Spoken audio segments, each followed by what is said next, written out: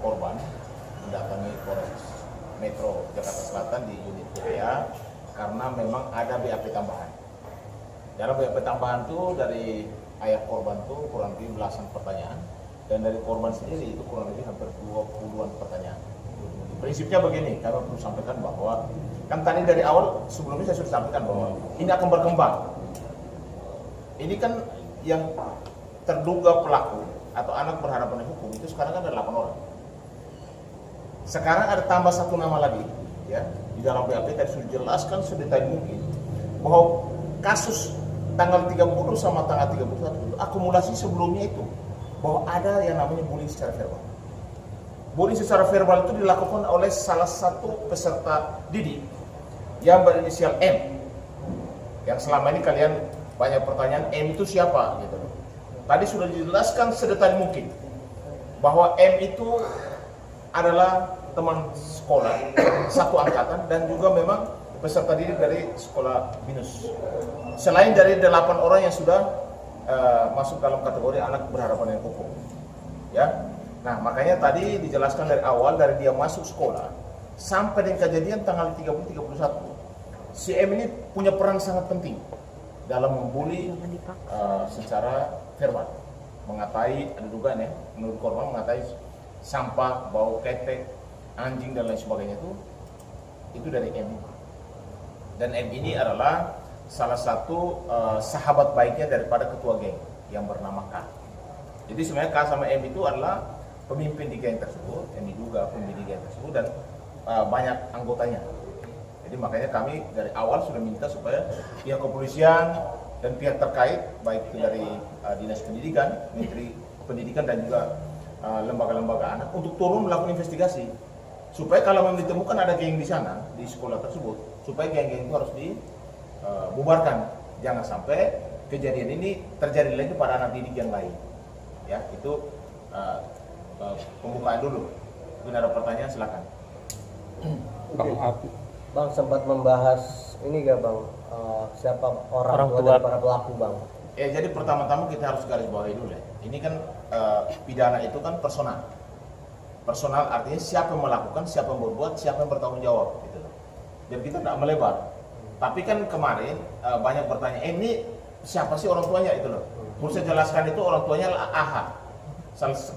Dulu ketua partai, sekarang mantan ketua partai, tapi masih pejabat di negeri ini. Ya, saya rasa sudah bisa paham ya. Dan ini tadi benar-benar dijelaskan secara detail terkait dengan peran daripada si M. Ternyata perannya luar biasa. Sampai nanti kejadian yang puncak ini tanggal 30 dan 31. Bang, menyambung soal terkait kemarin komisi berapa di Depok? Komisi 3. Itu seperti apa, Bang? Ya, jadi waktu di Komisi 3, kami dari keluarga korban. Karena yang pertama, itu dari pihak yayasan, sama kuasa hukum daripada terduga pelaku. Kami menduga, ini fakta diputarbalikkan. Seolah-olah, klien kami ini yang satu mengajak untuk berkelahi. Seolah-olah bahwa tidak terjadi bullying di sekolah tersebut. Seolah-olah bahwa justru anak korban itulah yang meminta, dan itu adalah perkelahian biasa. Pertanyaan kami, kalau perkelahian biasa, kenapa sudah 8 orang diskorsing gitu? Lalu kenapa anak korban tidak diskorsing? Yang kedua, itu kejadiannya 2 kali di tanggal 30 dan 31. Kemana tanggung jawab sekolah dan pihak keamanan? Emang sekolah boleh membiarkan orang melakukan perkelahian kalau memang menurut mereka seperti itu? Karena undang-undang pendidikan menyatakan bahwa peserta didik harus mendapat keamanan dan kenyamanan di sekolah tersebut. Dan anak korban sampai saat ini mengalami psikis berat. Fisik mungkin sudah selesai, psikisnya sampai saat ini masih didampingi oleh psikolog. Karena dia mengalami psikis berat, tidak mau ke sekolah lagi karena ada rasa trauma dan ketakutan yang luar biasa. Makanya kalau sampai ada yang menyampaikan di berita bahwa waktu dia di sekolah di Al-Azhar, sekolah di mana tuh? Di Mentari, itu anak korban itu ada persoalan di sekolah tersebut. Kami jamin tidak ada sekolah, tidak ada masalah di sekolah, kedua sekolah tersebut. Itu semua suratnya dari pihak sekolah sudah berikan kepada kami.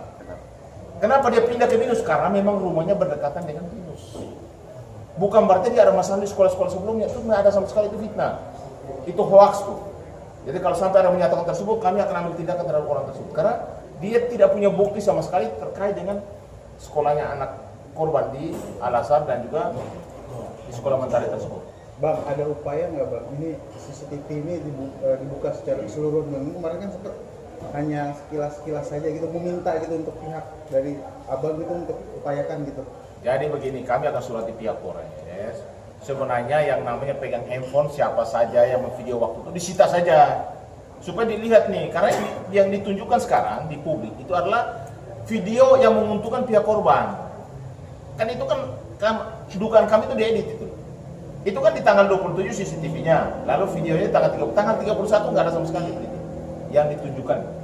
Makanya kami minta supaya CCTV seluruh di wilayah itu disita oleh pihak penyidik dan juga video itu waktu kejadian itu supaya disita juga. Siapa yang memvideokan, handphonenya disita saja supaya dicek. Jangan sampai diberikan kepada penyidik oleh kuasa hukumnya itu sudah ada dugaan di edit itu. Kami minta video yang lengkap karena kejadian itu panjang, bukan sepotong seperti itu. Bang, ada saksi dari pihak korban, Bang? Kalau saksi dari pihak korban waktu kejadian itu ada, tapi yang pihak klinik sama ibu guru ya. Waktu kejadian dia luka-luka, dia sembunyi di tangga dan dibawa ke apa? Saksi yang menyaksikan banyak. Tapi kan yang menyaksikan itu dia memberikan keterangan menguntungkan pihak kita atau tidak gitu. Karena takutnya kelompok ada dugaan yang tersebut. Artinya belum ada dari pihak saksi yang dilibatkan untuk dibawa ke pihak kepolisian. Dari pihak sekolah saksi kan sudah diperiksa 18 orang.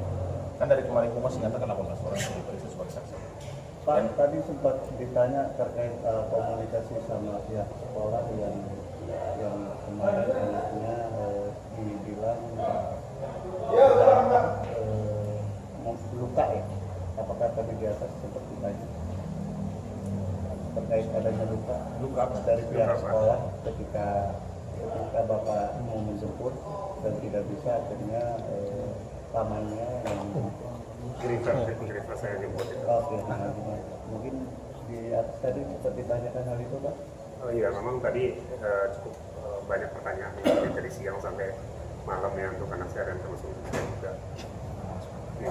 Ada 18 pertanyaan yang untuk saya.